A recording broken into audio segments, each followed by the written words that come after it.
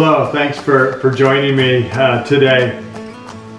I wanted to talk to you about emails that you may get. I think we all get it. Sometimes we consider it junk emails. Sometimes we get it from friends, but they're short little articles or cartoons or sayings that are passed on, and whoever's sending it to us liked it and they wanted us to be able to read it and maybe pass it on. And you're asked at the end of the email a lot of times to pass it on. And so I consider these what some of you might remember chain letters. Now, chain letters were a little bit different, but you know, you'd get a letter from someone that you knew, and it would, I don't know, be just stuff that was written in it, but it would say just to sometimes sign it off and to pass it on and to copy it and to send it off to many of your friends. Now, some people thought that chain letters had a more nefarious kind of understanding to it, but sometimes these emails feel like, why am I passing these on? But I received one from a friend just this last week, and I did want to share it. But instead of sending it on to a number of friends and forwarding it, and you just think I'm passing on somebody else's information, I wanted to share this now. I could have saved it as a sermon illustration and used it in one of my sermons, but I thought it was something that we needed to hear, and it would be good for us to hear now. So let me share this story with you. At a fundraising dinner for a school that serves children with learning disabilities, the father of one of the students delivered a speech that would never be forgotten by all who attended. After extolling the school and its dedicated staff, he offered a question. When not interfered with by outside influences, everything nature does is done with perfection.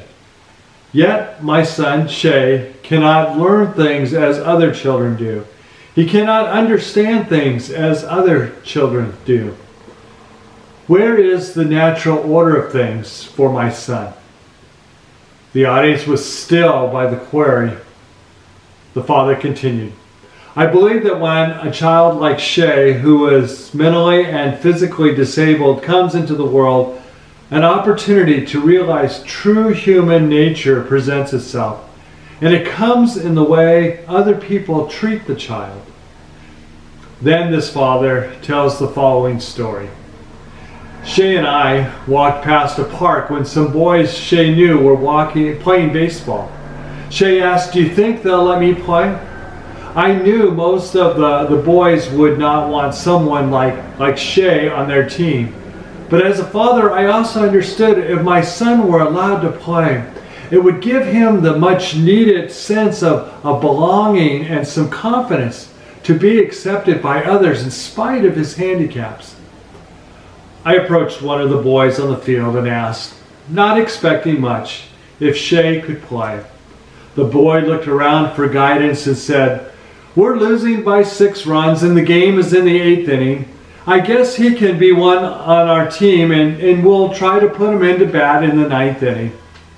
Shay struggled over to the team's bench and, with a broad smile, put on a team shirt. I watched with a smile and a small tear in my eye and warmth in my heart. The boy saw my joy at my son being accepted. In the bottom of the 8th inning, Shay's team scored a few runs but was still behind by 3. In the top of the 9th inning, Shay put on a glove and played in right field. Even though no hits came his way, he was obviously ecstatic just to be in the game and on the field, grinning ear to ear as he waved to me, and he saw me wave back from the stands. In the bottom of the 9th inning, Shay's team scored again. Now with 2 outs and the bases loaded, the potential winning run was on base and Shay was scheduled to be at bat next. At the juncture, do they let Shay bat and give away their chance to win the game? Surprisingly, Shay was given the bat. Everyone knew that a hit was all but impossible because Shay didn't even know how to hold the bat properly, much less make contact. However, as Shay stepped to the plate, the pitcher recognizing that the other team was winning aside for this moment in Shay's life, moved in a few steps in and lobbed the ball softly to Shay so he could at least make contact. The first pitch came and Shay swung clumsily and missed. The pitcher again took a few more steps forward and lobbed the ball. Shay swung and hit a slow ground ball right back to the pitcher. The game would be over now. The pitcher picked up the soft grounder and could have easily thrown the ball over to the first baseman. Shay would have been out, and that would have been the end of the game. Instead, the pitcher threw the ball right over the first baseman's head, out of reach of all teammates. Everyone from the stands and both teams started yelling, "Shay, run to first!" Never in his life had Shay even run that far, but he made it to first base. He scampered down the baseline, wide-eyed and startled. Everyone yelled, "Run to second! Run to second!" Catching his breath, Shay awkwardly ran towards second base, gleaming and struggling to make it to the base. By the time Shay rounded towards second base, the right fielder had the ball. The smallest guy on their team, who now had the first chance to be the hero for his team. He could have thrown the ball to the second baseman for the tag, but he understood the pitcher's intentions, so he, too, intentionally threw the ball high and far over the third baseman's head. Shay ran toward third base deliriously as the runners ahead of him circled the bases towards home. All were screaming, "Shay! Shay! Shay! All the way, Shay!"